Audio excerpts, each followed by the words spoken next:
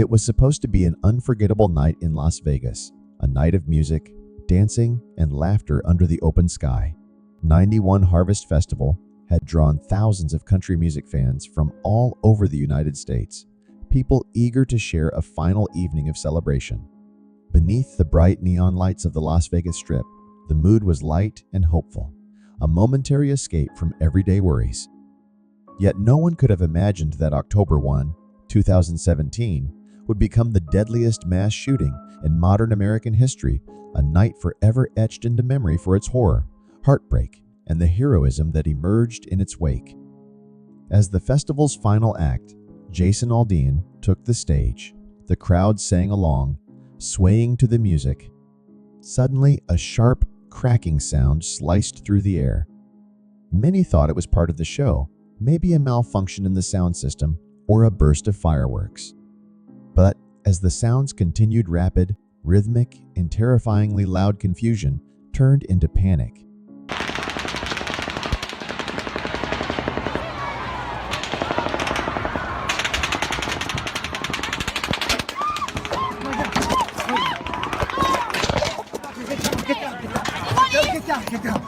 Get down. Stop!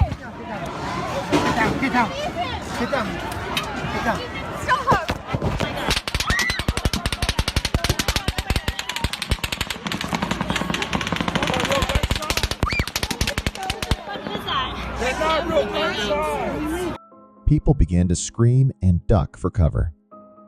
Some froze, not yet understanding the danger. Others instinctively ran, searching for safety in the chaos. It's on the outside, I promise.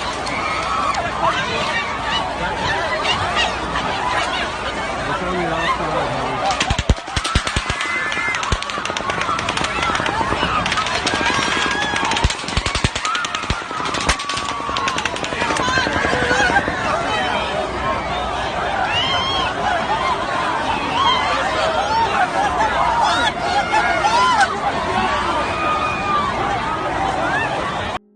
From the 32nd floor of the Mandalay Bay Hotel, the gunman, Stephen Paddock, had smashed 2 windows of his suite and opened fire with high-powered rifles modified with bump stocks, devices that enabled him to fire at speeds mimicking automatic weapons.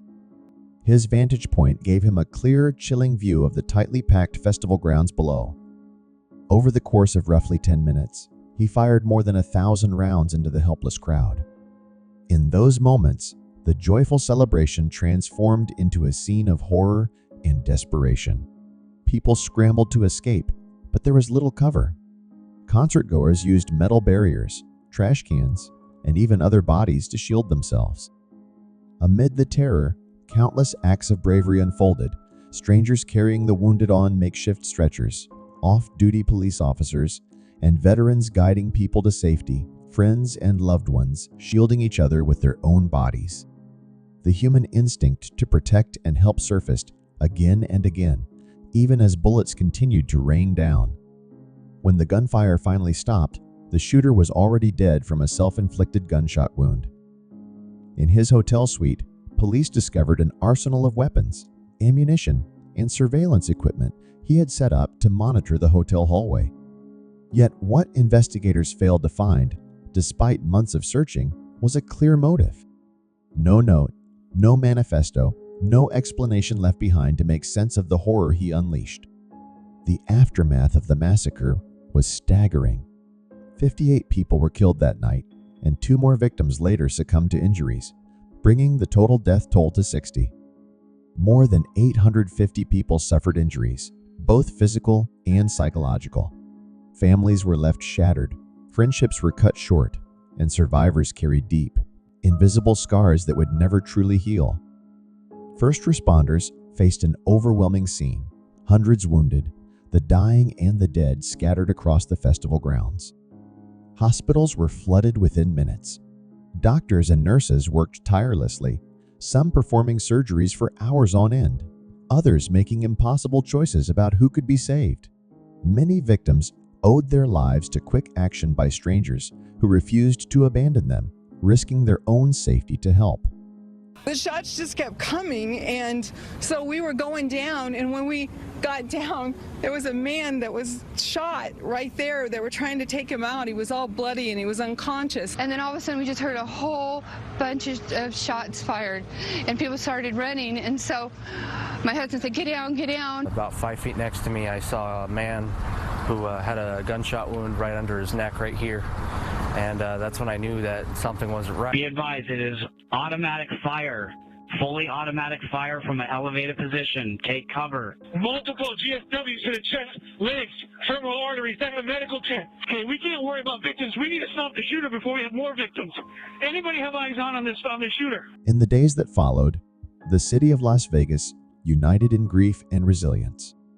Candlelight vigils were held across the city as residents, tourists, and survivors came together to mourn those lost. The phrase "Vegas Strong" emerged as a symbol of defiance against fear and hate. A memorial garden was created, filled with flowers, personal notes, and photographs, a quiet place where loved ones could remember, cry, and reflect. The tragedy reignited national debates over gun control. The shooter had legally acquired dozens of firearms and used bump stocks to increase their firing speed. In 2019, government banned bump stocks, a small legislative response that, for many, felt insufficient given the scale of the loss. Lawsuits followed, aimed at hotel security practices and the manufacturers of the weapons used. In 2020, a historic settlement awarded hundreds of millions of dollars to victims and their families a financial recognition of their unimaginable suffering. Incident that is known at this time. The unidentified male suspect was observed walking onto the parking lot of the GSR from the north part of the property. The suspect continued walking on foot to the valet area of the GSR. Once at valet, the suspect produced a handgun and pointed it at a group of victims.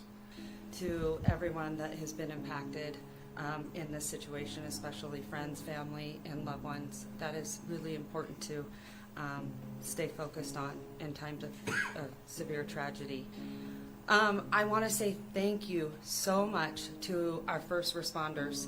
No words can describe this act of evil, a man who takes the life of others who are innocent. And no words can fill the void that has been left by this tragedy. Our hearts break for the families and friends of the victims. Amid this darkness, stories of compassion and courage continue to shine. There were people who drove complete strangers to hospitals, bleeding in their cars. There were those who performed CPR, held hands of the dying, whispered words of comfort, or made split-second decisions that saved lives. These moments, often lost in the shadow of violence, reveal the deep humanity that tragedy can sometimes bring out. Each year on the anniversary, survivors, families, and supporters gather to read the names of those lost. Candles are lit, songs are sung, and tears are shed. It is an act of remembrance and defiance, a promise that the victims will not be reduced to statistics or headlines. Their stories live on in the hearts of loved ones, in the city that mourned them, and in the country that was forever changed by what happened that night. The Las Vegas shooting is a story of unimaginable horror, but also of human strength. It is about the families who remember, the survivors who speak out, the strangers who risked their lives, and the city that chose unity over fear. It is a reminder of life's fragility, of the need for compassion, and of the responsibility to keep telling these stories, not to dwell in grief, but to honor those who should still be here. October 1, 2017 changed countless lives forever. Yet through heartbreak and trauma, the community stood up, held each other close, and vowed never to forget. Today, Vegas Strong is more than a slogan.